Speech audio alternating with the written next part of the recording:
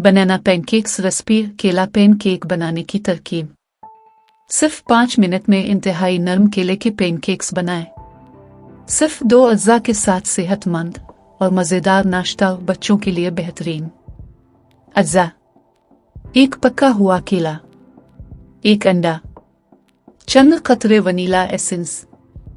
पकाने के लिए मक्खना तेल।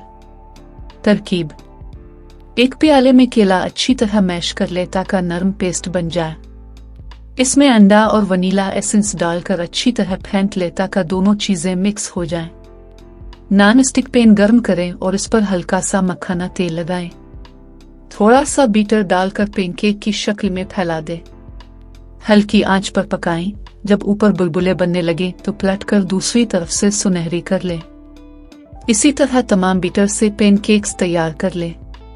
पेश करने का तरीका: पैनकेक्स को गर्म गर्म शहद, मैपल सिरप और चॉकलेट सॉस के साथ पेश करें। ऊपर से केले या स्ट्रॉबेरी के टुकड़े भी सजा सकते हैं।